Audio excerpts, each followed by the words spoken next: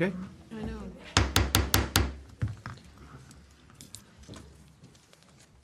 Welcome, ladies and gentlemen, members of council and staff. This is a public meeting under the Planning Act, and for Monday, April the 10th, 2017. We want to remind all of you that you should sign in on the sign-in sheets with your name, addresses, to ensure that as in future of any other correspondence and documentation that we can forward to you. So I call this meeting to order and declare a quorum.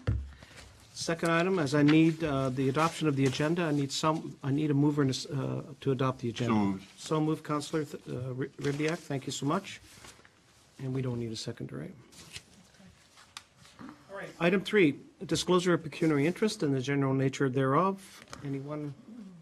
Mr. Mayor? Mr. Chair, thank you very much. I do have two conflicts of interest that I need to disclose. They're regarding two of the items. So under item 5 and item 6, my wife and I own that's our house in the circulation area. So we own property in the circulation area. And so I'll be leaving the room for those discussions. Thank you, Mr. Mayor. Thank you. So you're good for item 4, right? Correct. Okay, thank you.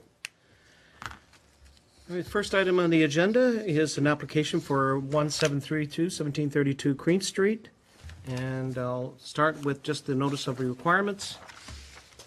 This is an application for an official plan amendment, a zoning bylaw amendment for 1732 Cream Street, file number OPAM 0217, AM 0317, Bernadette Mary Coyne. The amendment is to redesignate the subject parcel from the specialty agricultural to a site-specific specialty agricultural, to permit within the specialty agricultural designation a secondary dwelling on heritage properties in accordance with policy B2-1-3-4, and to exclude the reference to site plan control in policy B21.3-4, as an existing structure has already been constructed and with a building permit on site. Second is to rezone the subject parcel from agricultural A to site-specific agricultural A to permit a secondary dwelling that is designated under the Ontario Heritage Act. The Planning Act requires that sections 22 and 34, subsection 12, the council must hold at least one public meeting for the purpose of informing the public of the proposed amendments to the official plan and zoning bylaw. This public meeting has been called to satisfy those requirements. Notice of this meeting was provided by prepaid first-class mail to all persons who are listed as owners in the last revised assessment roll within 120 meters of the subject property on March 20th, 2017. The notice provided information on the property and the proposed amendment to the official plan 2014 and zoning bylaw 1136-1987 as amended. In addition, the planning staff providing information on the applications, we will also receive any comments with any member of the public may wish to offer. As mentioned previously, there is an attendance list on the table. We would ask all present to print their name, complete the mailing address if they wish to be notified the passage of amendments by council should this occur. If a person or public body decides to file an appeal of a decision made by council in respect to the proposed amendment to the official plan or zoning bylaw, and does not make oral submission of the public meeting or make written submissions to the town of council before the proposed amendments are adopted or refused, the Ontario Municipal Board may dismiss all or part of the appeal. In closing, we stress at this point, no decision has been made on the proposed official plan and zoning bylaw amendments, and therefore any comments received will be taken into account by council in their consideration. At this point, I'll turn it over to staff, and you may proceed, Ms. Hanna. Thank you. Tonight I will be presenting the material in regards to 1732 Cream Street. The purpose of the two applications are twofold: to amend the official plan from specialty agricultural designation to a site-specific specialty agricultural to permit within the specialty agricultural designation a secondary dwelling on heritage properties in accordance with policy B2.1.3.4, and to exclude the reference to site plan control in policy B2.1.3.4, as an existing structure has been constructed with a building permit on the site.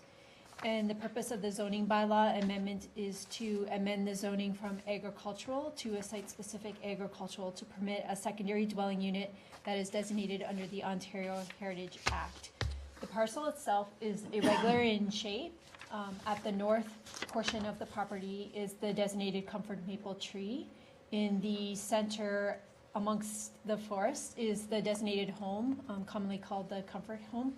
And the existing new home that was constructed with a building permit is the structure to the south of the parcel itself. It is surrounded by agricultural uses and single detached residences on various lots that are all zoned agricultural. In regard to provincial policies, the subject lot is within the prime agricultural area according to the provincial policy statement. It is classified as a specialty crop area according to the Greenbelt Plan and is outside of the Niagara Escarpment Plan area. Therefore, the Niagara Escarpment Plan does not apply. And in regards to the growth plan, it is within a prime agricultural area. All of the provincial policies point to the preservation of agricultural uses and agricultural related uses in those lands that are designated as prime agricultural area or within that specialty crop area.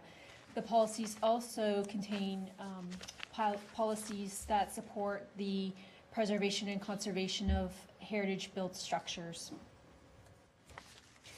The regional official plan designates the subject parcel as unique agricultural area, protected countryside, and there are many environmental features on the property, including provincially significant wetland, significant woodlots, fish habitat, stream, and as in the case of most of Fawn Hill, the highly vulnerable aquifer.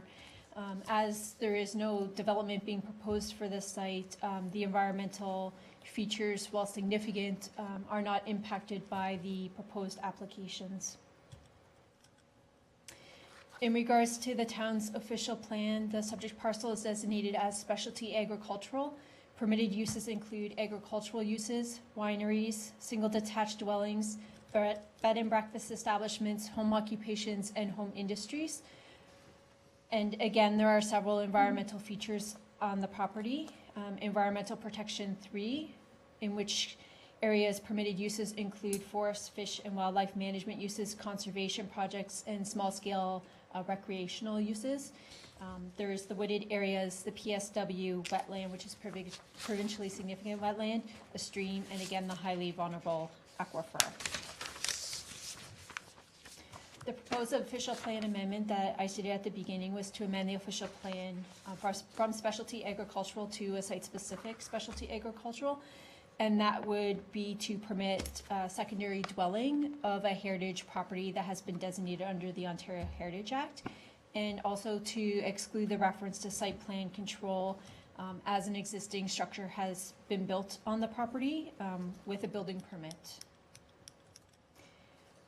The town zoning bylaw currently zones the parcel as agricultural. The permitted uses include agricultural uses, including greenhouses, forestry and conservation uses, and one single detached dwelling. The proposed zoning bylaw amendment would seek to rezone the property from agricultural to a site-specific agricultural, and that would be to permit a secondary dwelling unit that is designated under the Ontario Heritage Act, so that being the comfort home. In regards to comments that have been received to date, no objection has been expressed by the Niagara Region, the Niagara Peninsula Conservation Authority, Enbridge, town departments including Public Works, Fire, and the Building Department, and no comments from the public have been received. And I'd like to thank everyone for attending this evening's meetings, and following this evening's meeting, any questions related to this file may be directed to myself. My contact information is on the screen, and I do have business cards available for members of the public here tonight. Thank you. Thank you, Ms. Hannah. As usual, if any questions from the members of committee to Ms. Hannah? Councillor Ribbiak? Thank you, Mr. Chair, and to Ms. Hannah. So just out of interest, how would the secondary dwelling on this property fit into the policies that have been articulated provincially with regard to additional dwelling space, and how does it fit within the draft zoning bylaw that we might be considering? Is this the sort of thing that would be contemplated by either one of those, or is this a different? In regards to the recent provincial legislation that was underway, there is, as you know, provision for accessory structures to promote additional residential dwellings on a single parcel of land. So that would be consistent with the current provincial legislation that was recently passed. In terms of our draft zoning bylaw, it is in draft format. There is provision for secondary dwelling suites within existing dwellings. This would be a separate dwelling that is located on the same parcel, but not within the main structure itself. So the presence of this second dwelling on a single lot might, in time, prove to be completely ordinary. Potentially, depending on the direction that the zoning bylaw takes and Right. whether it is passed by council. But at this time, It's only in draft form at this Yeah. time. I recognize that. Yeah. Thank you. Thank you, Mr. Councillor- Chair. All right, Councillor Durley. Thank you, Mr. Chair. There's mention of a lot of heritage designations. Is the old house currently designated, or is it in the process of being mentioned on a designated list or whatever? the Comfort House has been designated by council in the past year. It So has, it is designated. Okay, thank you. Yeah. What else? Councillor Kersey. Thank you, Mr. Chair. Because the Comfort House is designated as a heritage property, and having had some experience in rental properties, I know the types of abuse that can occur. Does the town have any measure to ensure that those elements within the home that are critical to their designation will be kept in the state that they are now and maintain that heritage, those heritage elements? How are we going to manage that, or do we have any mechanism to manage that? Ms. Hanna? Under the Ontario Heritage Act, there aren't provisions that specifically would allow a municipality to go within a structure to investigate as to the condition that a feature is in. So it would really rely on the goodwill of the property owner in terms of maintaining the structure and its features in the best possible manner. There are cases where, unfortunately, where properties that are designated may deteriorate through lack of care. I don't foresee this being the case in terms of the Comfort Home. I went through it myself a year ago and was really impressed with both the features that were within the house as well as the condition that they were in. They were very well kept. Councillor Kersey? Anyone else? Madam Director?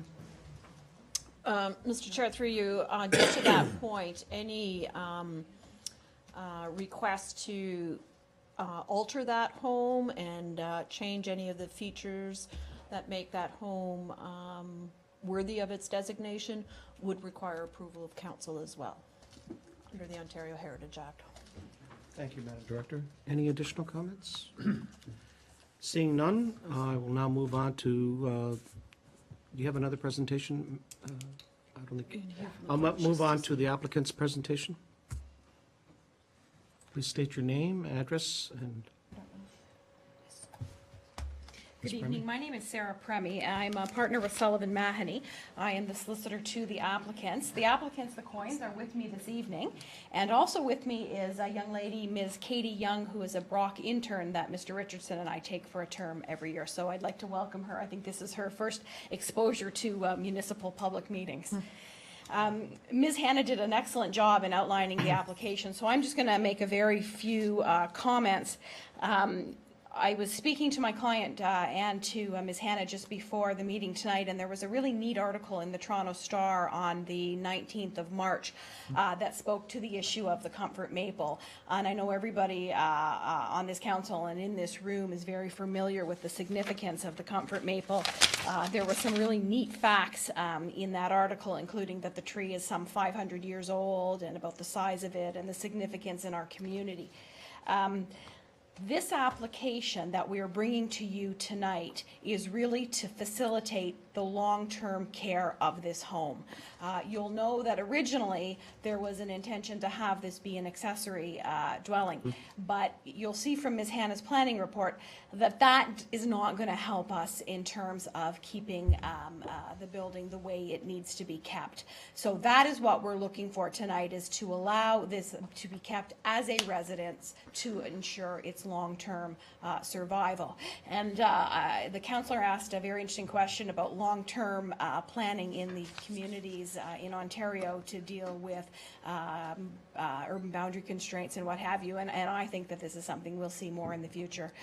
So really, those are my comments. We support the planning report. There were no objections by any agency, and we think this is a good thing for the Coins, and it's also a very good thing for this community to recognize this comfort house and to ensure its long-term care. Thank you. Thank you, Ms. Premi. At this point, we'll call upon any members of the public who wish to address the application.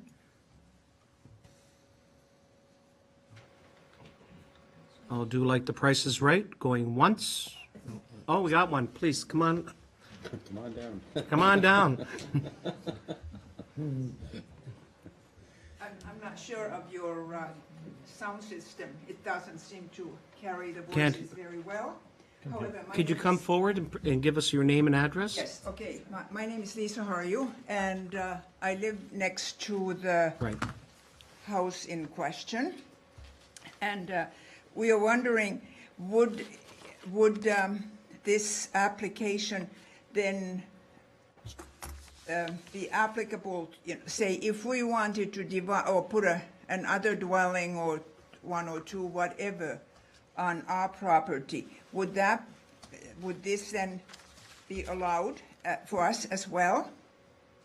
We don't have a heritage house, we just have but if we wanted to subdivide our lot, building, where we live, Why don't I direct that, if you may, if you agree I- to Madam Director, and then she am can... I relatively clear what I'm? Yes, you are clear. Yes, thank you, Mr. Chair, through you. This application is specific to this property only, so it wouldn't encompass or give permission to your property to allow for a second dwelling. So this is just specific to this property. And with respect to the subdivision of land, there is no subdivision of land that's proposed with this application. And the official plan is quite clear that they cannot sever that house off, so there wouldn't be a new lot that would be created. That's not what's being proposed in this case. Okay, yeah, okay, yeah. And, yeah, and now I understand that there is a roadway from Metler Road to this property in question, Coins property. Madam Director? Am I correct? I'm just looking at the red lines on my paper. Yes, Mr. Chair, Mrs. Haju is quite correct. It's not a public roadway, it's a driveway that takes you down to the Comfort Maple Tree. And the Conservation Authority has the right to utilize that access, and the public has the right to utilize that access to get to the Comfort Maple. So does it only go as far as the Comfort Maple then? Because it would indicate here I that. think it provides some farm access also to the back of the property that is farmed.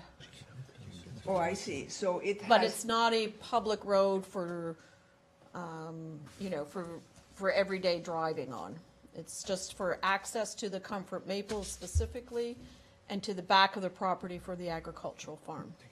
Oh, I see. So then it does not lead to the property in question, It does not lead to the house, no.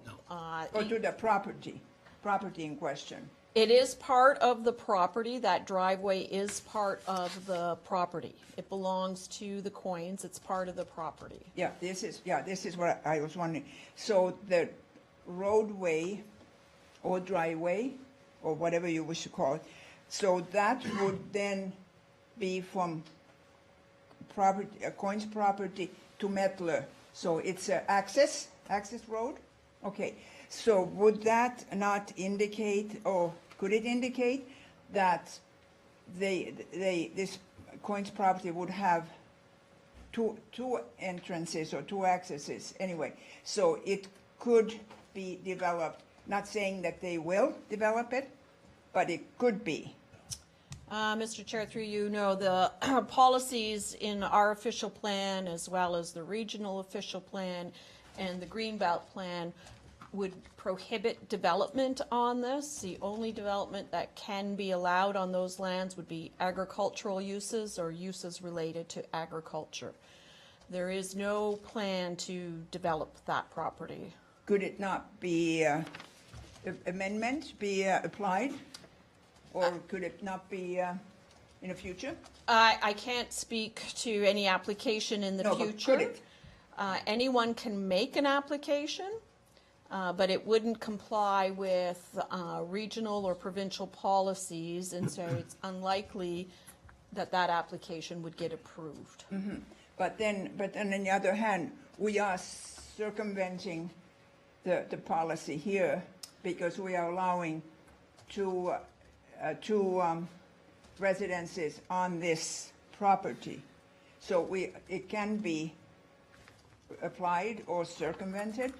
Mr. Chair, through you, this is not, in this case, a circumvention of the policy. There are other, I guess, precedents to permit two dwellings on one lot where one is designated under the Ontario Heritage Act. For example, the Niagara Escarpment Commission permits that in their official plan or their plan, and that's a very strenuous document in terms of protection of land. And so it wouldn't be a situation where you would be able to permit multiple dwellings or additional dwellings. That would be contrary to the policy. But where we're doing something that's to foster the protection of a heritage dwelling, we feel that in this case it makes sense and it can be supported. But I don't think we would be in a position to support additional dwellings on this property. Mm-hmm. But it is possible. Anything is possible. Really? I would say it's not possible, based on our current policies that we have in place at the provincial, regional, and at the town plan, that it would not be permitted. Yeah, but as far as policies and permissions and so on, and since Coins were allowed to build a new building on this lot, even though there was a heritage building. So my point is this, that things can be applied for and approved and et cetera. Anybody can make any application. We cannot deny somebody coming in to apply. No, of course In not. this case, there was value in retaining and protecting that heritage dwelling.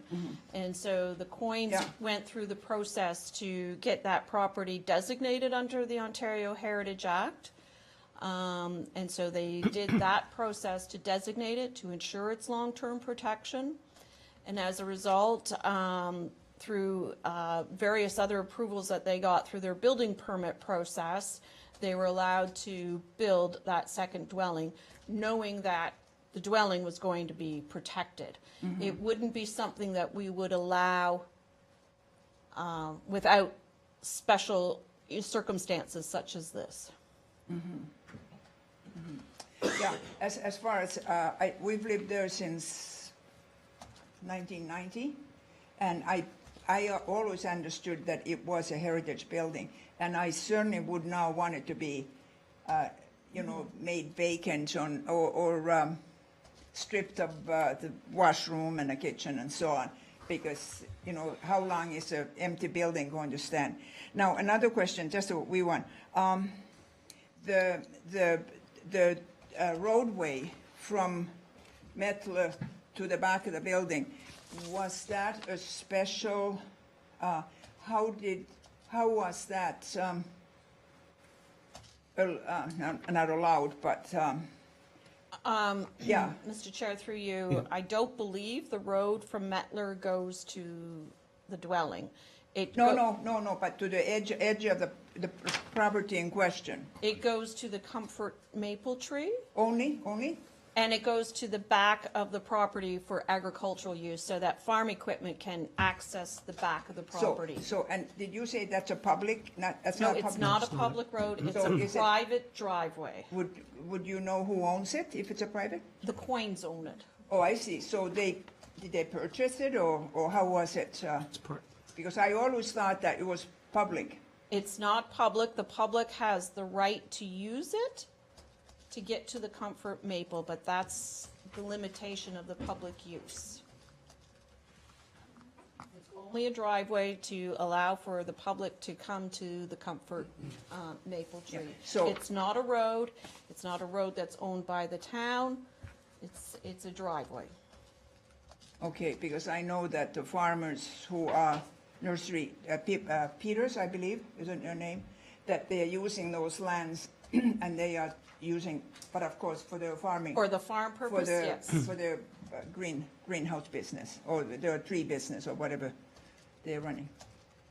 Yeah, okay, thank you. thank you for your, and anything else additionally, Ms. Harshu, please feel free to share it with the planning department, that I appreciate.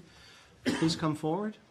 Yes, I don't know if this has anything to do with this particular now, but my property is on Mettler. Can you state your name and Oh. your address? Arlene Burridge, 632 Mettler Road, and I'm on the corner, or where the laneway goes back to the big tree. Right. Now, when my dad bought that property, he had 6 acres, and the conservation, when they designated the tree as, to save it, they asked, the conservation asked him if they could have 16 and a half feet for a laneway. And of course, he had his implements. Oh, clean the lane, clean your implements. We don't want that site there, the plow and whatever. Well, then Frank Bratton owned the property where the tree is, like he owned around the tree. Now, he also donated, or what, I don't know whether there's anything in writing. I'd like to know whether there was anything in writing about that 16 and a half feet for a laneway. But now then I understood from the town here a few years ago, the Coin bought the laneway for $1. Now how come when that land was donated or given permission to use that laneway to go to the tree, how can they buy the whole laneway or whatever you want to call it for $1? That don't make sense to me. To me, the conservation has it for 99 years. And if the tree died and I was still alive, that land would come back onto my property. But I understand, no, that's not the way it is because Coins bought it for $1. Now, is that right? Am I can't- right, or is there, I've been can't- misled? I don't think we can answer that question right now. I think that's Okay. something we will find out. Okay. I think we want to make sure that it protects yourselves and more important, protects the owners. Mm-hmm. But I'll definitely send that over to our planner and also the owners Okay. to confirm or verify what you've just stated. It's a Okay, good I question, appreciate very that. good question. Thank Thank you. you so much. Thank you.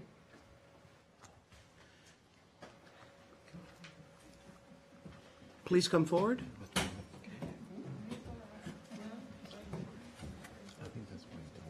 So your name and address, please? It's Mike Koralik at 725 Weber. I'm just curious how it's going to benefit the general public to redesignate the land. You're on Weber Road. Were you in the circulation area? No, but it boggles my mind that, like, what benefit does it have to change the land for the house so that other people can live there? Well, that's part of the whole zoning application, and that's exactly what we're dealing with here tonight. Well, actually, will be dealt with in a subsequent staff report to council. Okay. But your point's well taken. We'll definitely Right, put that in thanks. consideration. What's that? I think Ms. Weems had something to Can the Director of Planning, please? I think if you have something else to add? Yes, Mr. Chair, through you. Certainly, the protection of cultural heritage resources is considered to be a public benefit. It certainly is something that's considered to be a matter of public interest and identified in the Planning Act as such in terms of the protection of cultural heritage resources. It's also been identified in the provincial policy statement as a priority as well. So we feel that the protection and the designation of this home under the Ontario Heritage Act is in the interest of the broader public interest of the community. Ms. Permy, do you want to add anything further to that, or? I spoke with Ms. Hannah after the public information meeting about the issue of title, and I think that that can be very easily clarified. We did a title search, and there's nothing irregular in the search, and that can be mentioned in the planning report when it comes to you in terms of a recommendation report. I agree wholeheartedly with the comments Ms. Weens makes about the greater public interest in terms of what this does for our community, and I also note that the first person who made the presentation agreed that it is in the interest of making sure this is used as a residence to preserve it on a long-term basis. So those are my only comments to add. I don't know if Mr. Coyne wanted to add anything? Thank you. Thank you, Ms. Permy. Any other further public input? Going once, going twice, and I'll close the public session, but in fact, it's not closed. If you wish to add, as we always say, additional information, whether it's by email and written documentation, please forward that to the planner, and we'll be considered as part of the MOVAR report. At this point, I'll turn to the committee. Any further comments? Mr. Mayor. Thank you very much, Mr. Chair. Just two quick things, and this is in the staff report. It talks about in the Greenbelt plan and the policy that indicates municipalities should identify and protect cultural heritage resources and plan toward maintaining, developing, and using those resources in a manner which will benefit local community, be compatible with the Greenbelt's vision and goals. Just want to hear from staff. Is that what they're going to look at as this report comes forward in terms of how this fits with the Greenbelt? Can we just hear a little bit more about that, Mr. Chair? Madam Director? Yes, Mr. Chair, through you, it is certainly one of the considerations that we will be evaluating this application against. There are policies in the Greenbelt plan that support this type of application and the conservation of cultural heritage resources. Okay, thank you. The second question, Mr. Chair, we heard from the public that they're, and I'm perhaps putting words in the mouth of the public, so forgive me, but that they were concerned that perhaps in the future this might be severed. And I think there's concern about when there's a severance, there's a separate ownership of one house and an ownership of another house. My understanding from reading the report is that this heritage house is to be leased, or so it won't be sold. Can we just hear a little bit more about that from staff, if they have any indication from the applicant about the ownership of the house? Will it remain with the property, et cetera? Can we just hear a little bit more about that, Mr. Chair? Madam Director? Yes, thank you, Mr. Chair. Through you, the ability to sever that house off would not be currently permitted by provincial plans in terms of the Greenbelt plan, regional policy, or the town's official plan. So it wouldn't be anything that as staff we would recommend to occur. The Coynes will retain ownership of that dwelling.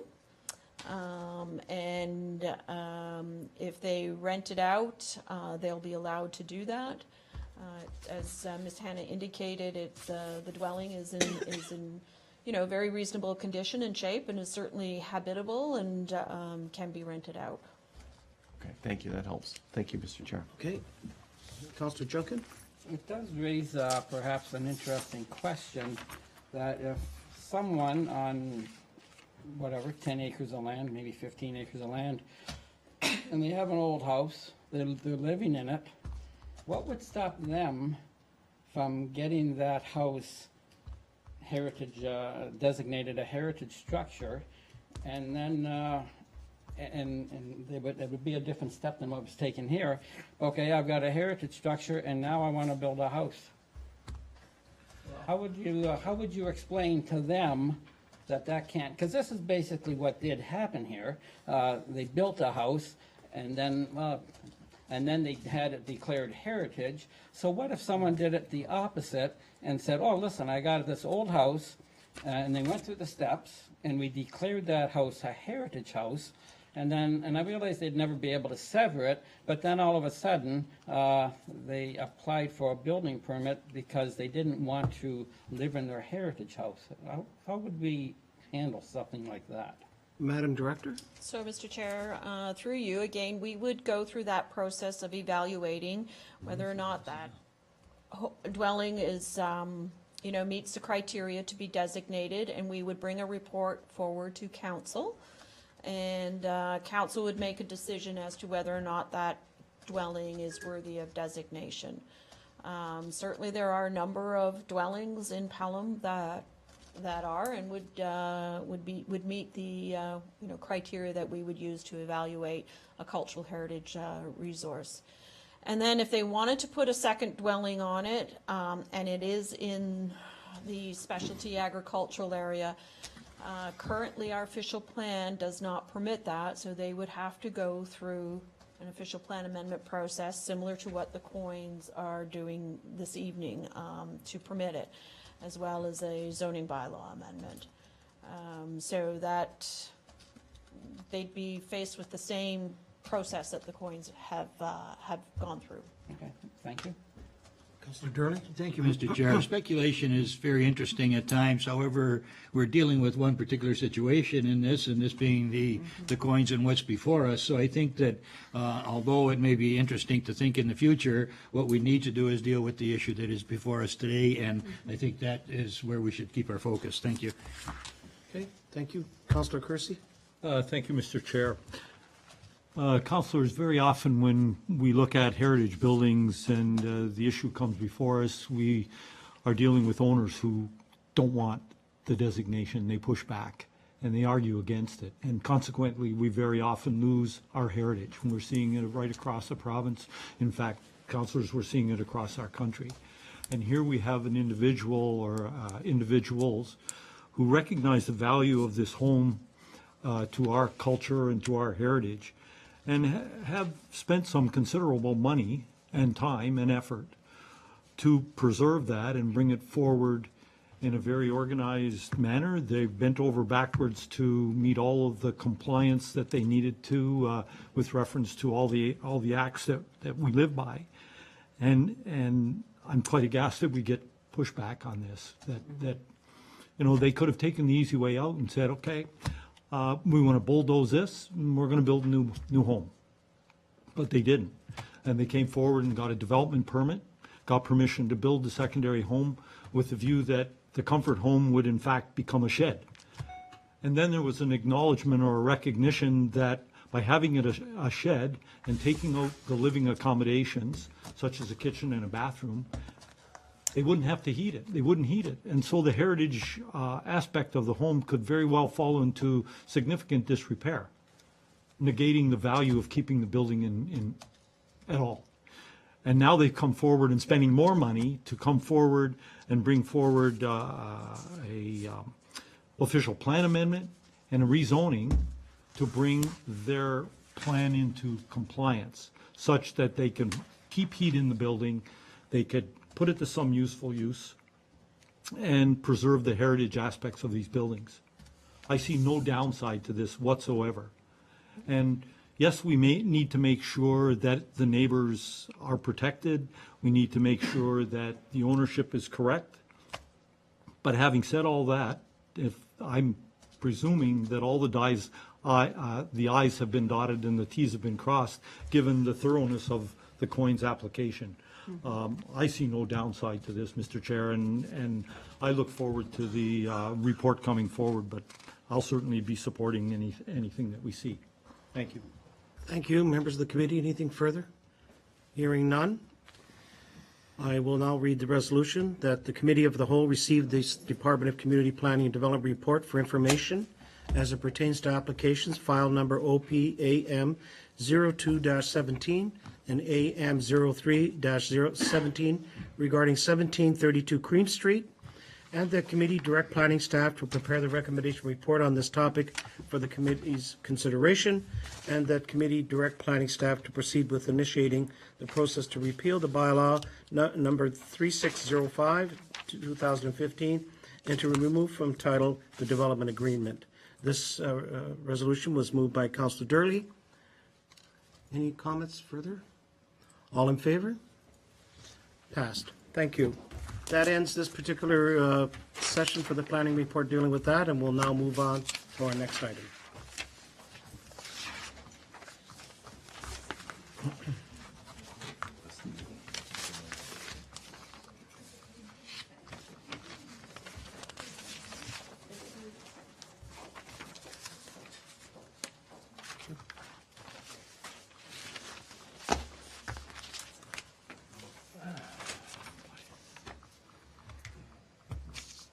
All right.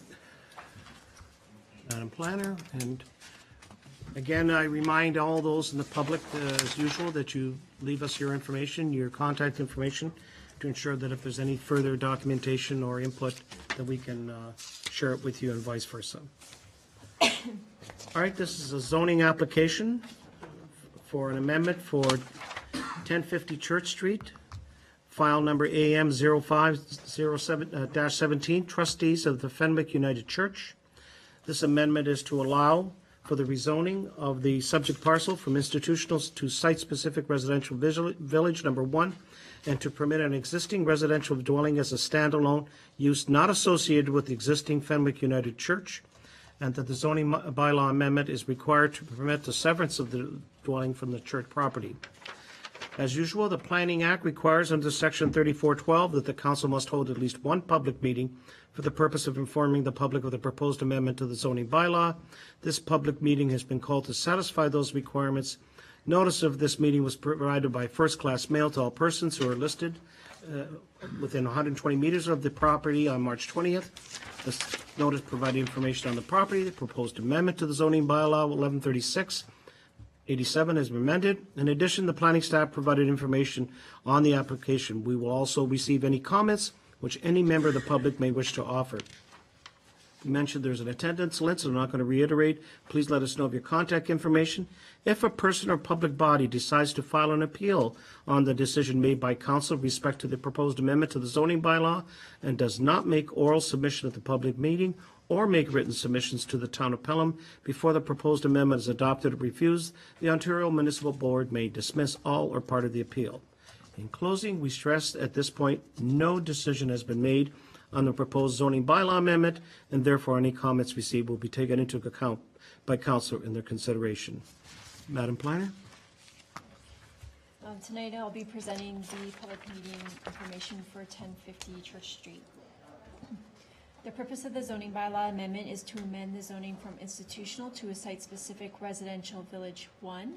The subject parcel is the top square just south of Canberra Road that has the arrows pointing to the proposed site-specific RV1 zone. It's a single detached dwelling, and the remainder of the land that was the subject of the consent application heard by the Committee of Adjustment contains the church hall, as well as vacant land. And this is a clear illustration of the consent sketch that was provided to Committee of Adjustment. Part 1, which is outlined in red, is the existing single detached dwelling that is the subject of the zoning bylaw application before you this evening. In regard to provincial policies, the subject parcel is within a settlement area. The Greenbelt Plan and the Niagara Escarpment Plan do not apply in this case because it is within the settlement area. And it is within a built-up area of the growth plan for the Greater Golden Horseshoe. And all of those policies support residential uses within the settlement areas, as well as, well, not in this case, being the case, redevelopment and intensification. The regional official plan designates the subject parcel as built-up area. Again, residential development is supported within built-up areas of municipalities. The town's official plan designates the subject parcel as urban living area, built boundary. The permitted uses include single detached residential dwellings, accessory apartments, semi-detached townhouse, multiple and apartment dwellings, and complementary uses such as daycares, convenience stores, institutions, and residential care facilities. And as is the case in most of Fonthill and Fenwick, there is the presence of the highly vulnerable aquifer. The town zoning bylaw currently zones the subject parcel as institutional. The permitted uses include churches, cemeteries, day nurseries, private clubs, nursing homes, senior citizen facilities, as well as schools. The proposed residential village 1 permitted uses include 1 single detached dwelling, buildings and structures accessory, and home occupations. The proposed site-specific RV1 zone is being requested due to the reduction in the minimum lot area, and that is a result of the existing structure and its location to the existing Fenwick United Church. The lot size is smaller than our current regulations, and a reduction in the minimum front yard by 4.2 meters to the covered porch / deck, and by 2.4 meters to the dwelling. And again, that is because it's an existing single detached residence that was constructed way prior to our zoning bylaw being in existence, and in consideration of its proximity to the church itself. In regards to comments, there were no objections raised from any agencies, including Niagara Region, Enbridge, the Department of Public Works, Fire, and Building, and no public comments have been received on this file to date. And again, I'd like to thank everyone for attending this evening's meetings, and any questions or comments can be directed to myself. I do have business cards available. Thank you. Thank you, Ms. Hannah. Members of the committee, have any questions for Ms. Hannah? Hearing none. Let's move on. The applicant. Would the applicant like to come forward? Thank you, Mr. Chair. My name is Brian Walker, 57 Canberra Road, Pelham, and I'm Chair of the Trustees of Fenwick United Church. I just wanted to explain what that means. In the United Church of Canada, all property is held in trust for the national church. And so to go through this process, we have to receive permission not only from here, but also from a higher authority, which we have done. And the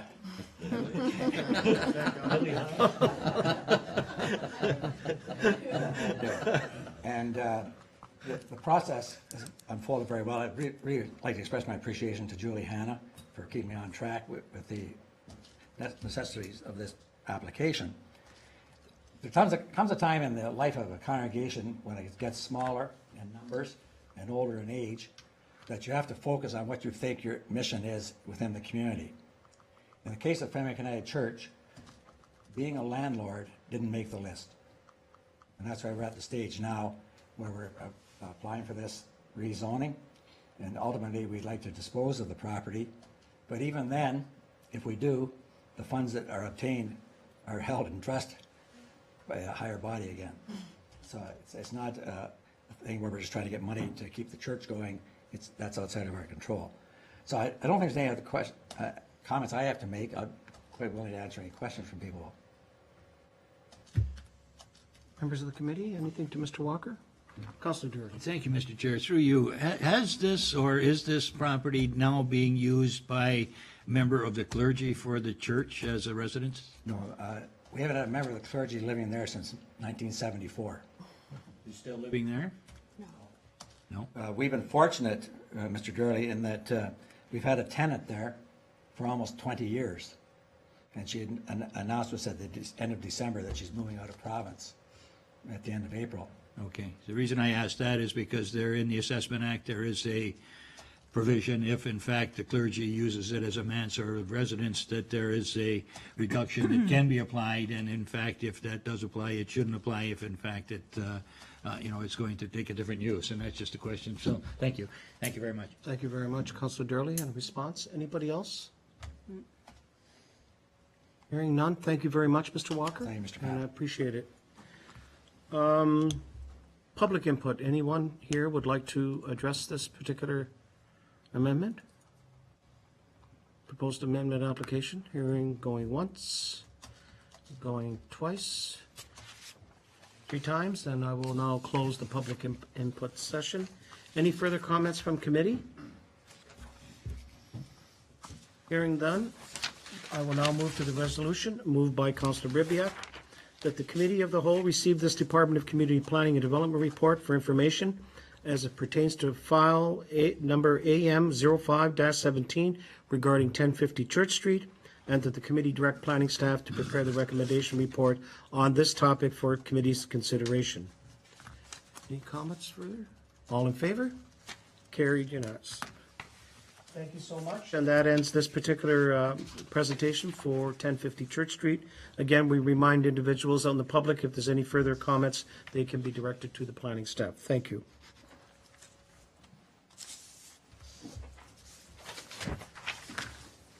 Okay. Moving to our final item of the evening, and this is a application for a zoning bylaw amendment for 788, 792 Welland Road, file number AM0217, Loom Investments Incorporated. An amendment to allow for the rezoning of 788 Welland Road from residential village RB1 to site-specific neighborhood commercial NC 262 zone, and to remove the holding provision from 792 Welland Road to facilitate the development of mixed-use building for 4 commercial units and 10 apartment units. The Planning Act requires under Section 34 that we must hold at least one public meeting for the purpose of informing the public of the proposed amendment to the zoning bylaw. This public meeting has been called to satisfy those requirements. Notice of the meeting was provided by prepaid first-class mail to all persons who are listed as owners in the last revised assessment roll within 120 meters of the subject property on March 20th, 2017. The notice provided information on the property and the proposed amendment to the zoning bylaw 1136/1987 as amended. And in addition, the planning staff provided information on the application, and we will also receive any comments which any member of the public may wish to offer. I mentioned again, there's an attendant list that you should print your name and leave your contact information. If a person or public body decides to file an appeal of the decision made by council in respect to the proposed amendment to the zoning bylaw, and does not make oral or written submissions at the public meeting to the town of Pelham before the proposed amendment is adopted or refused, the Ontario Municipal Board may dismiss all or part of the appeal. In closing, we stress that at this point, no decision has been made on the proposed zoning bylaw amendment, and therefore any comments received will be taken into account by council in their consideration. Madame Planner, is hand up? Please proceed. So tonight I'll be presenting the public meeting material for 788 and 792 Welland Road. In regards to 788 Welland Road, the purpose of the zoning bylaw amendment application is to amend the zoning from residential village 1, RV1, to a site-specific neighborhood commercial NC 262 zone. And that is the zoning that currently applies to 792 Welland Road, 788 being the parcel to the right, and 792 being the larger parcel to the left. That was the former Fenwick Fire Hall. The application also seeks to remove the holding provision from 792 Welland Road. Around the 2 parcels which have merged in title, but for the purposes of both the report as well as the public meeting, we're referring to them separately. There are residential uses on lots of varying sizes, residential multiple lot to the west of 792 Welland, and downtown Fenwick is, of course, to the north. The proposed site plan has been submitted to planning staff, and it illustrates along Welland Road the 4 commercial units that are proposed, as well as the apartment units to the rear. There will be apartment residential units to the top of the commercial units as well. This plan also illustrates the original 792 land holding that we saw with the zoning application for 792 Welland Road, and the additional property, that being 788 Welland Road, that was purchased by the owner to accommodate both additional parking on site and due to the fact that there was hydro facilities that would be very costly to removed, so the extra land was bought for that purpose, but it also serves the purpose of being able to extend the commercial buildings and residential units eastward, making the units larger as well. The proposed elevations that have been prepared and presented to planning staff are shown on the screen. The top image being the elevation proposed along Welland Road. The rear and east side being the middle image, and the west side being the last image on the screen.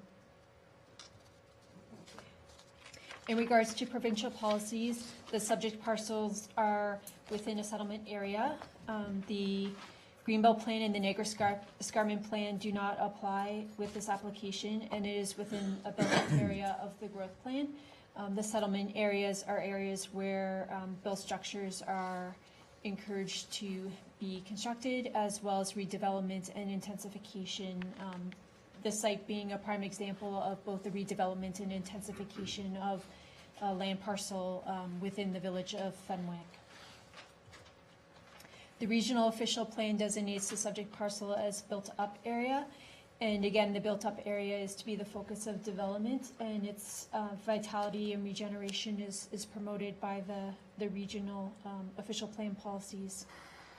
The town's official plan designates the subject parcel as urban living area, built boundary, and the permitted uses are quite broad, including single detached residential dwelling units, accessory apartments, semi-detached, such as townhouses and apartment dwellings, and complementary uses such as residential care facilities, daycare centers, institutional uses, and convenience commercial uses. And again, as is the case in all of Fonthill and Fenwick, for the most part, there is the presence of the highly vulnerable aquifer.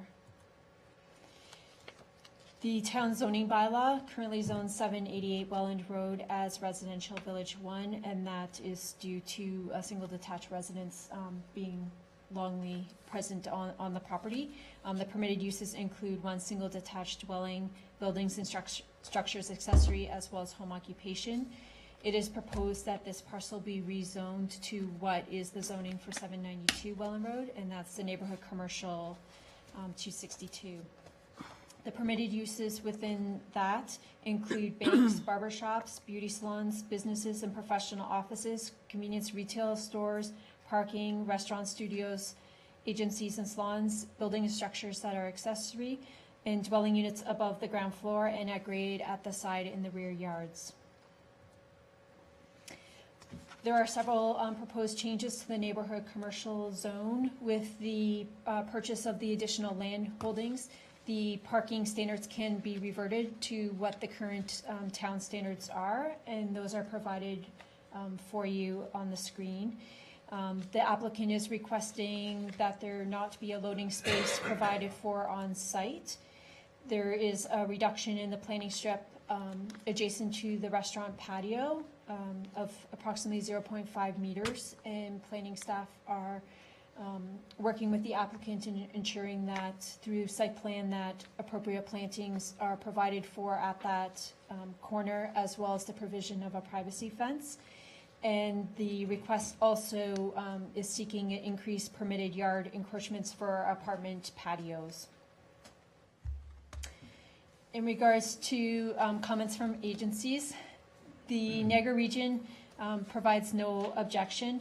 They note that the holding provision for 792 Welland can be removed, as all of the conditions that the holding provision was put in place for have been satisfied. A holding provision will be required for 788 Welland Road if the clearance letter for archaeological has not been received by the time planning staff prepare the zoning bylaw for council's consideration, if council gives planning staff that direction. Waste collection limits will be picked up by the region unless the waste collection exceeds the regional limit, and that's standard in all developments. And the region notes that a portion is exempt for regional development charges exemption, and that the remaining portion is to be paid upon building permit at the regional level.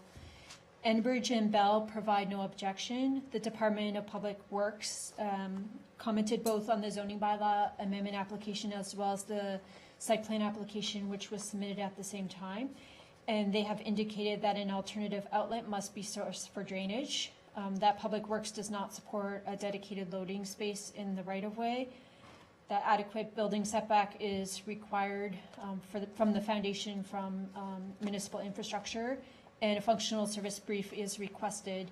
And planning staff note that since the comments were received from Public Works, that the applicant has provided a functional servicing brief that was circulated to Public Works, and comments and the review is still outstanding. The fire department states that they have no objection to the application, and the building department also has no objection. And they note that there is the need for a possible encroachment agreement because there is lighting fixtures that will be within the municipal road allowance. And in regards to the public, no comments have been received to date. And again, I'd like to thank everyone for attending this evening's meeting, and any questions on the file may be directed to myself. And again, I do have cards available. Thank you. Thank you, Ms. Hannah. Members of the committee, any questions, comments? Very clear, very nice. Thank you. At this point, can we have the applicant do their presentation, please?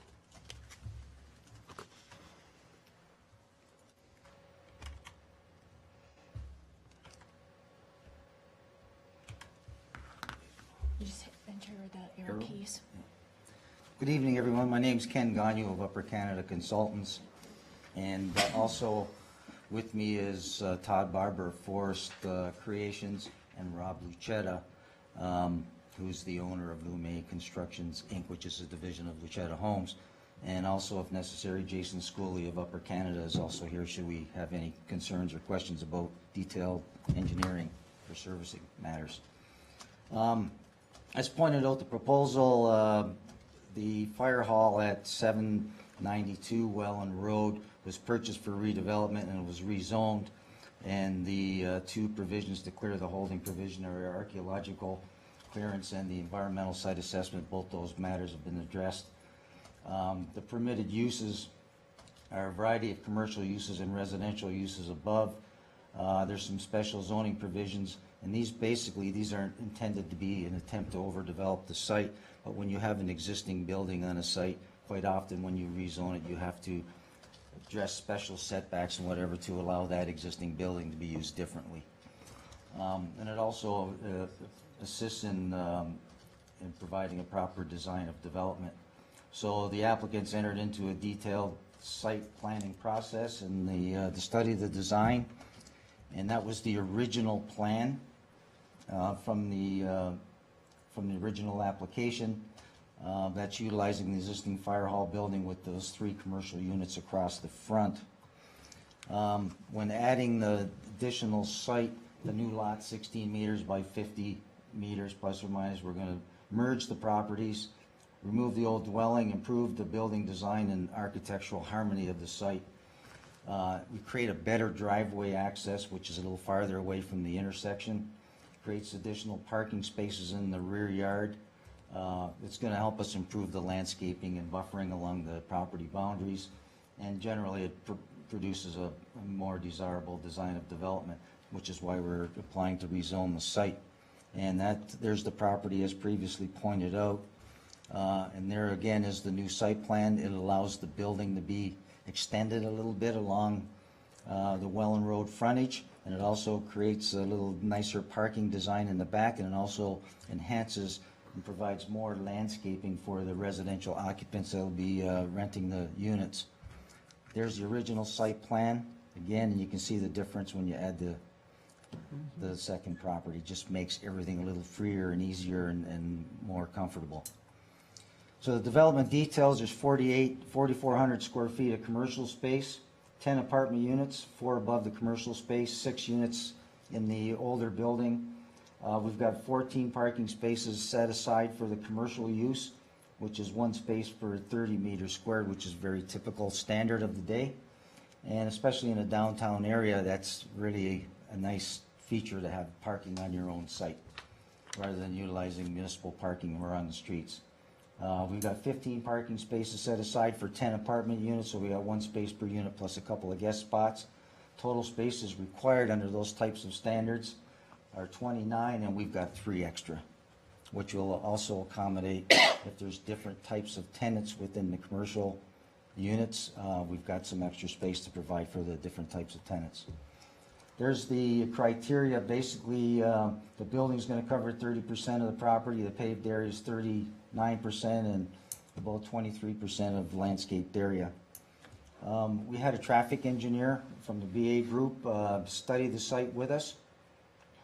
They commented that the additional lot improves the access design. Sight lines are acceptable for vehicle and pedestrian safety. We're going to be providing a wider sidewalk along the Welland Road frontage, which improves pedestrian movement and safety. 32 parking spots are adequate for the use. Appropriate rear yard parking design, and the front loading area is acceptable for small scale type businesses. Official plan, again, Fenwick settlement area. The official plan allows for small scale commercial uses, which is what we're targeting. It should be acceptable by pedestrians. That shouldn't have traffic hazards. You should have adequate land area and the scaling, massing compatible with and consistent with the area. We believe that we're complying with all those policies. And the residential uses permitted, we're going to be enhancing some of the residential opportunities in the Fenwick area by having some rental available for people that might want to sell their homes or whatever that live in the Fenwick area and decide to rent space. The zoning also improves all aspects of site design, access, parking, which I've stated all these before, and the servicing options are fully available. There's different options for different ways of servicing, and we're going to complement the Fenwick master plan philosophies with this development. So you can see this plan shows the focal point at the corner of Canberra Welland Road. You can see our site is right opposite that and was considered for improvement in this plan. It shows the building up front, and it shows a parking area in the back, which has that number 4 on there. There's the public realm framework. You can see there's enhancements to Canberra Road and Welland Road, and this development provides the opportunity to enhance that. Just as a summary, the added lot improves design. We've added parking, open space, and landscaping. It improves the financial viability of the development by making it a little bigger. There's better economics of scale. It improves the marketability for the commercial tenants. It creates desirable apartment units in Fenwick, walkable to downtown, near commercial services, near parks, open space, all those good things. Then implements the official plan policies and the goals, objectives of the Fenwick plan, and then is going to be a desirable architectural design that we believe is going to complement the downtown area. And also, as pointed out by the planners, it's going to comply with all the different levels of government policies. So with that, I'll just turn it over to Todd Barber, who will discuss some of the architectural concepts of the building. Thank you, Mr. Gagnon. If we can ask for your presentation, Mr. Gagnon, can you share it with the clerk, send it to her? I'm sorry? Could you send your presentation to the clerk? Sure. Okay, thank you very much. Mr. Barber?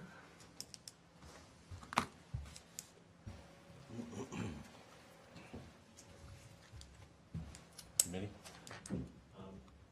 I'd like to talk a little bit about what we've done with this repurposing of the old Fenwick Fire Hall. When I was first asked to prepare this commission for Rob and Ed Lucetta, I was quite honored to be selected as their consultant. I had participated early on in the creation of the CIP for the downtowns of Fonthill and Fenwick when I served on the beautification committee. As such, I was quite familiar with the Fenwick was designated to have a village architecture feel, and I set forth to first off maintain the original building and repurpose it and let that sort of guide the placement of the new buildings. You'll see in these slides here we've done a series of perspectives from both the easternly and westernly approach on Welland Road. So at the top left of the screen you're going to see that is heading east on Welland. We've gone so far as to be a bit cheeky with some of the names for the For the commercial units, to sort of give it a flavor and idea what the potential is there, none of those have actually been leased, but we have given them names. We sort of imagined that Fenwick could use, in that particular application, perhaps a little cafe, a mixed-use retail cafe on the corner, some professional services, perhaps a beauty salon. And that's what we've sort of shown as occupants within the commercial units, but again, none of those have been selected. It's just just giving guidance to what we could have in those spaces. Along with the village architecture, we wanted the buildings to be sort of inspired by some of the buildings which were in Fenwick. So we did a study of some of the more significant homes in the area photographically, and then we tried to take some of the scale and proportion and character of those.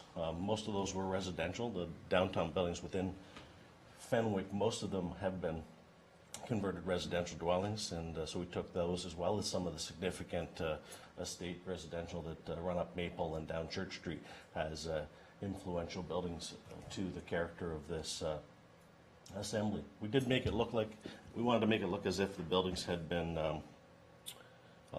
evolved or built up over the years. This, what you see on here in terms of the color, and I can tell that the screen doesn't show it all that well, is sort of symbolic of the colors we'll be submitting for our actual CIP and site plan. Let me just see here. Okay, so you've seen Mr. Gagne has shown off the site plan here already. On this plan, you'll be able to see that down the left-hand side of the screen, which would be the west of the old fire hall, you see small patio areas there. We've designed in amenity space for the different apartments, at-grade patios to just go out. The existing condition of the whole east side is well treed and already vegetated heavily as it exists right now. So those patios will be sort of carved into the nature that's there already as an extension of the living units.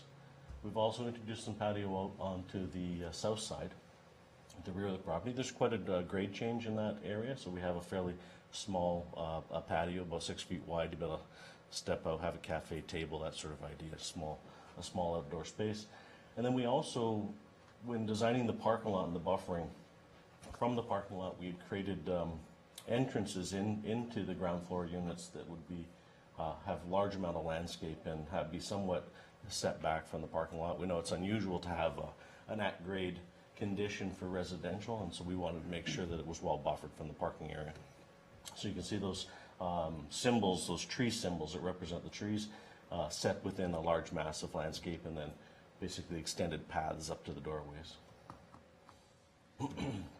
So these are sort of the straight-on elevation views that show you the more technical approach to how it looks across the front. The top image represents the view and looking directly at the building from Welland. The image to the bottom is standing at the back of the parking lot looking north. In that image there, you'll be able to see there's doors to service the commercial on the lower level and a covered walkway as such to be able to get into those units. Those will also be the doors to the walk-ups above the commercial units. These two views then show the sort of the inside look from the parking lot. In the top image, you see from the parking lot to the dwellings. Got a substantial amount of windows. Those windows are cut into the existing building, and the building is the old fire hall will not be recognizable.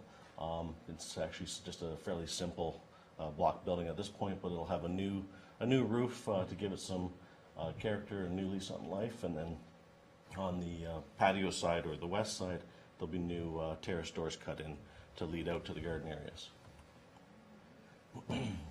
So that's an up-close picture there. You can see that a little bit better. You can start to see the colors, the heritage colors. The finishes are made up of lightweight materials, pre-finished wood sidings, metal roof on the building, shutters, vents, oversized double-hung windows that allow for nice natural ventilation in the upper apartments. Small canopies over the side entrances you can see at that cafe. Gooseneck lighting for front-lit signs, so really trying to play off the idea of more of a village character appeal. This is the approach in the other direction, so if you're coming from Welland heading west, you can see we've gone to the extent of wrapping the finishes around the corner to showcase the whole facade upon approach, as opposed to a blank side down the entrance. So this actually represents the new entrance into the rear parking lot. This is just stepping in around the, if you walk in off Welland, this is just the sidewalk leading to the residential or even into the back end of the commercial. We've created some canopies to cover the walkway and kind of control the rainwater conditions so that there's ease of use for all seasons. It's looking from the back corner of the parking lot. This view you'd be hard pressed to see because there's a house in the way.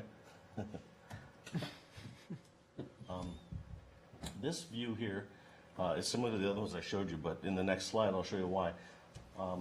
We wanted to understand what it would look like if you looked at it from downtown Fenwick. So we sort of, in our computer software, we positioned the camera on Cambro Road, and then we took this shot just so you'd see across the sort of peninsula where Welland and Cambro go. So that's the same view. You can see the fire hall in the back there with the hose tower kind of pushing up into the trees, and then that is that's basically the same building reface. So where the sort of maroon or burgundy building is, that is an addition in front of the old fire hall, and then the other buildings are the dog leg that you see to the left there. So I think it'll be a complementary asset to the downtown. It'll expand the downtown so there's adequate commerce in the downtown with having a few new businesses and a few people residing in the downtown. Okay. Thank you very much. Mr. Barber, thank you. We also would request a electronic copy for the clerk's file. I'll reserve committee's input after public input. Any comments from the general public?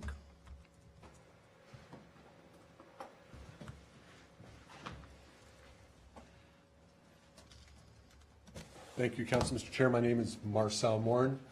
I am one of two owners of the said property to the east of the proposed development. I've got a couple questions, one of which I was here originally before when the existing fire hall was purchased. My concern is the grade of the said properties.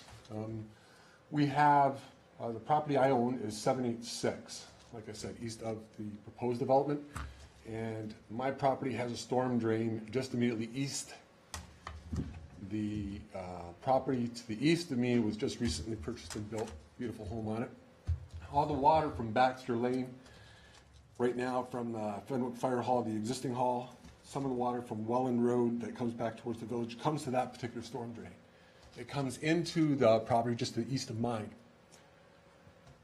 My property is low. The recently purchased property, I believe 788 is also low.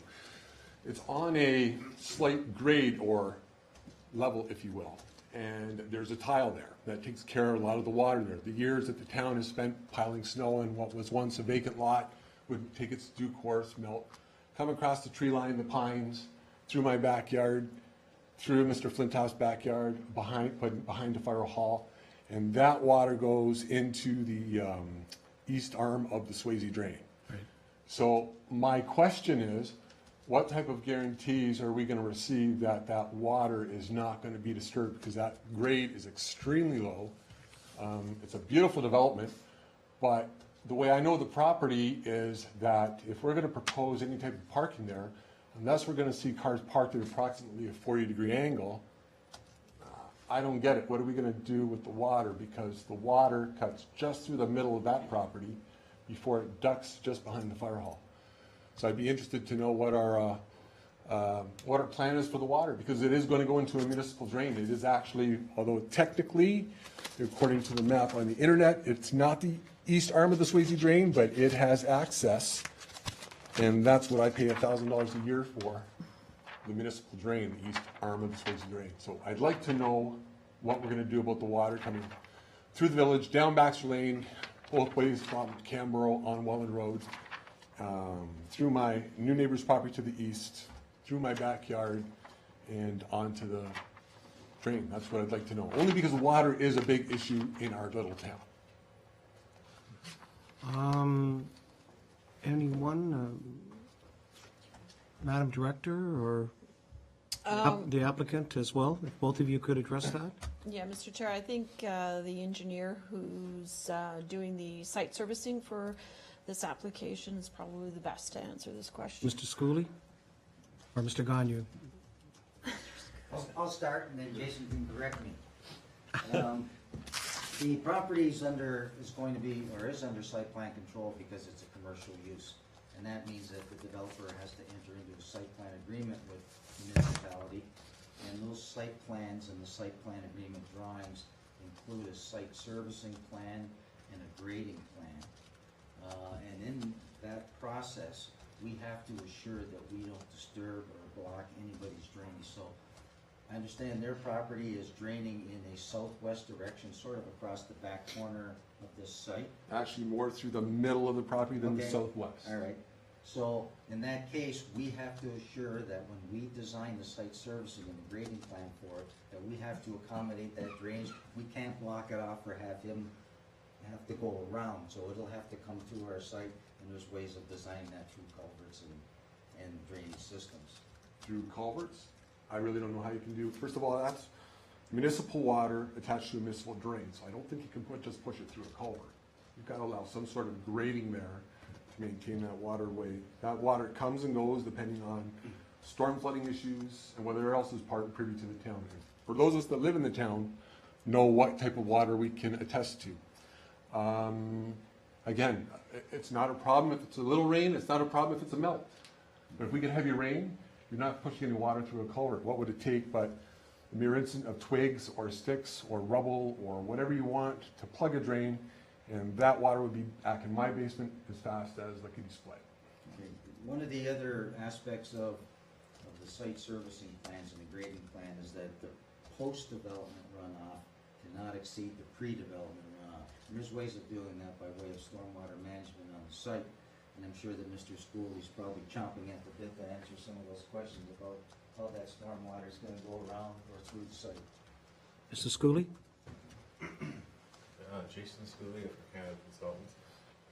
For the site plan application, we have reviewed and understood that there's a drainage course coming from your backyard, drainage from your backyard and your neighbor to the east. From the town, not just myself, from the town. You're looking at Baxter Lane, you're looking at the village of Fenwick. I wasn't aware that it was entirely That's crossing, why we're here. crossing over the road. But I wasn't aware that it started. Gentlemen, if you may, when you address, can you do it through myself, apologize. please? No problem. I just want to make sure. So during the site plan process, we are going to review that we've already proposed it for the plans that we provided to the town. Public Works will look at that. We will complement anything that they have and any other discussions that we have here. So we'll understand that we'll put some type of drainage feature in there to ensure that have complete coverage of the situation. So, Mr. Chair, thank you, but I would just like to specify again, we're dealing with a lot of water here from EWFAR, coming down the street, down Baxter Lane. I understand this might be new news or old news or whatever the case may be, but we cannot put water like that through a culvert. That would just back things right up.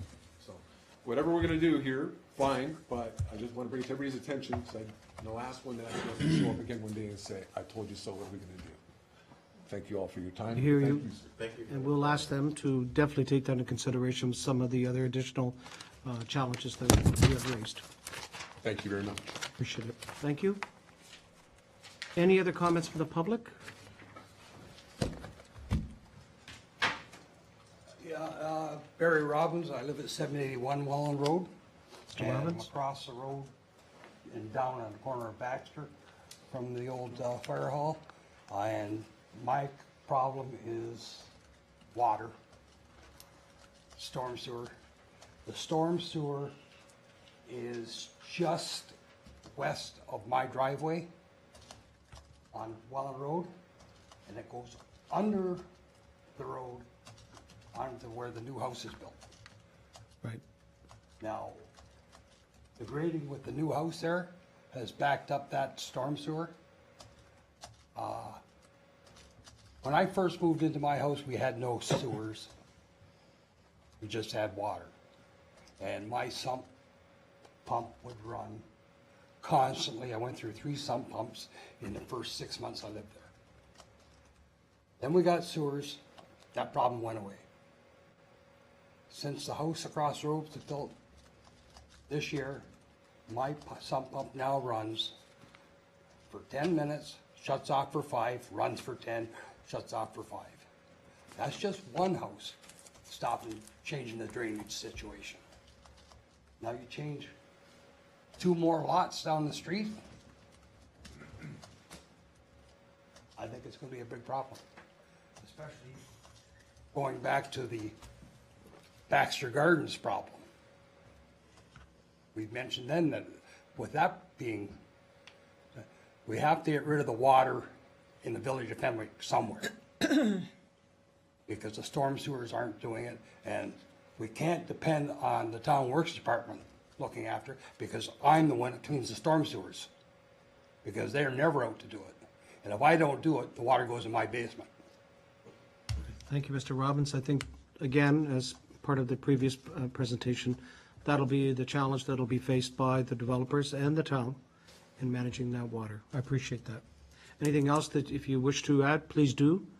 It's very important that we take that into consideration. Any further public comment? Hearing none, once, twice, 3 times. I'll turn it over to the committee members. Committee members, Councilor Ribbiak. Thank you, Mr. Chair. I think we've heard the concern with regard to the disposal of water. I do think we will have a chance to review this at site planning control.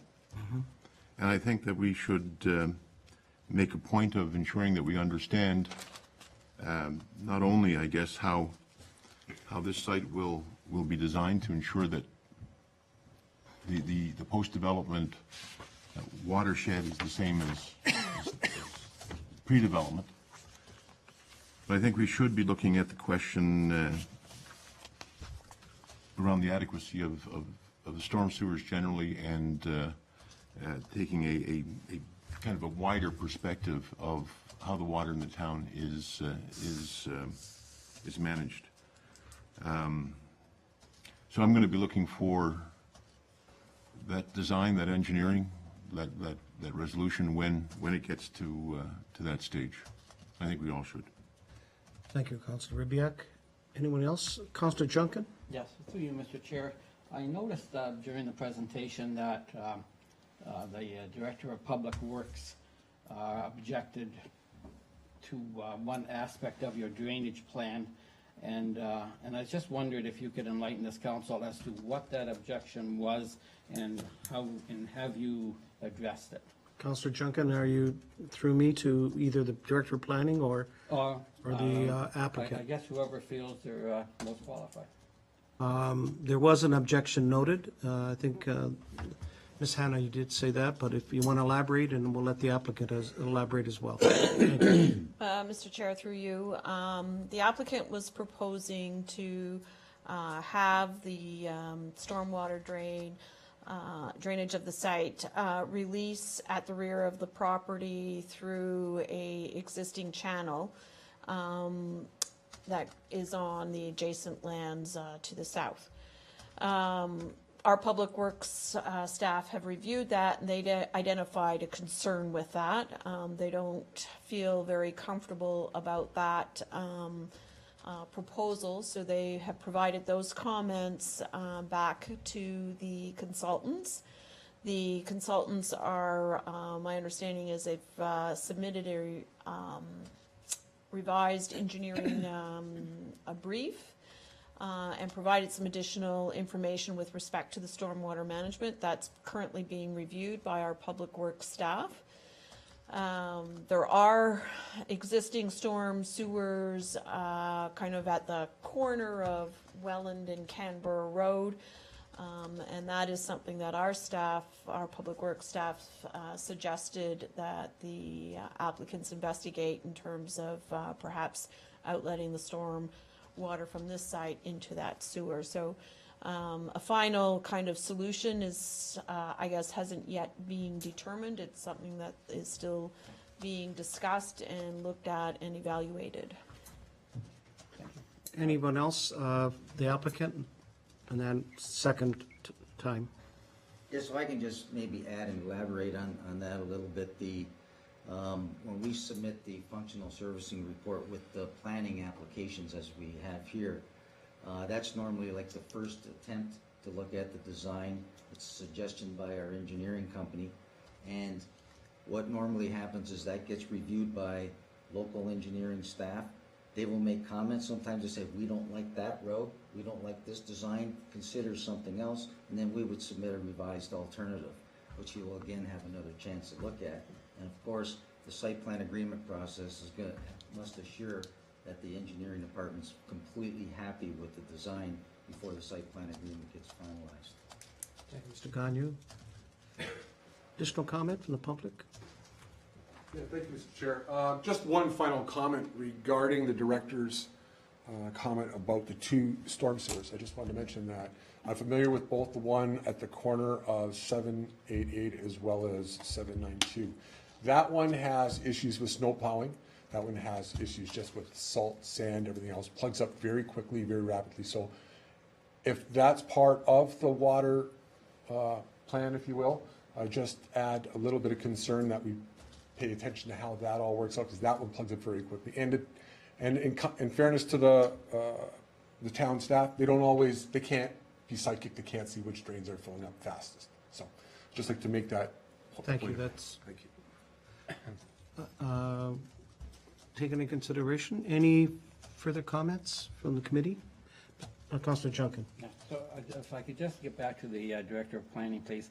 So just for clarity, so the original proposal then was to take the water and put it into a natural swale that's already occurring there. Is that correct?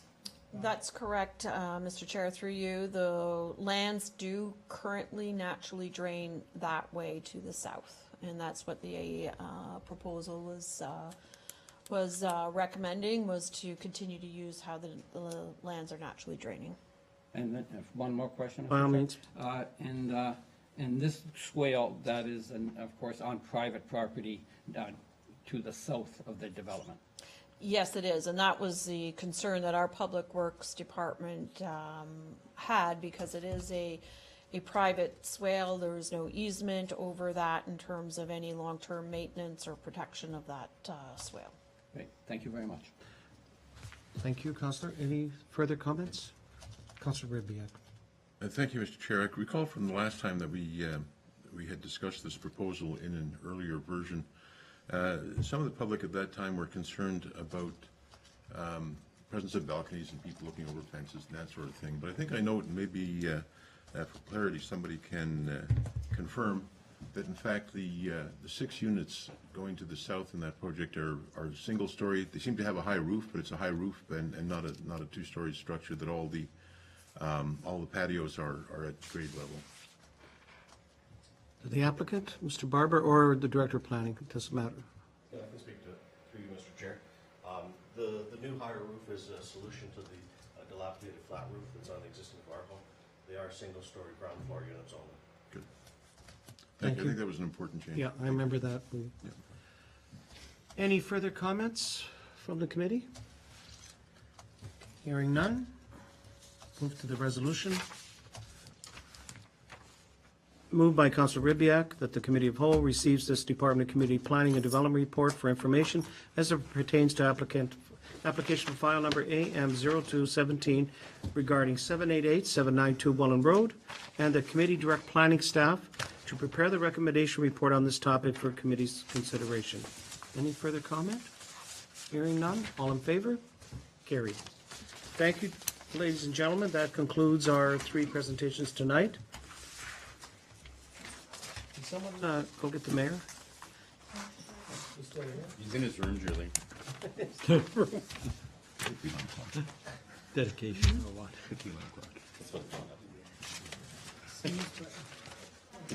Go to your room.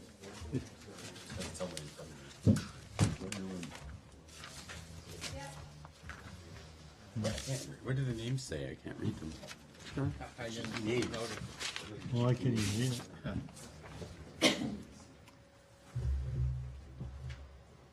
Fenwick's Fine Coffee and something. Something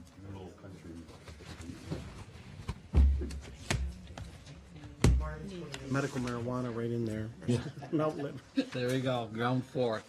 Yeah. That's why you're worried about the drainage, huh? Yeah, exactly. I don't want anybody to fall down and drown. Yeah, that's it. No. No. I think it'll be a good development. It's beautiful. Natural discussion. Come on, Mr. Mayor, we got one more item. It'll help to drive The best one. Revitalization. You. I just wish they'd get off their ass and help. There's water between. It wouldn't necessarily be caves, but you've got underground streams. All right, members of council, moved by Councilor Durley, be it resolved, the public meeting under the Planning Act for April 10th, 2017 be adjourned. All in favor? Carried. And this meeting is adjourned. All right, thank you.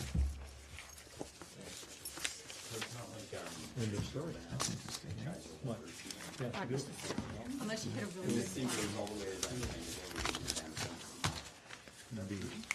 Yeah, there's a few concerns about the drainage, and that's fair.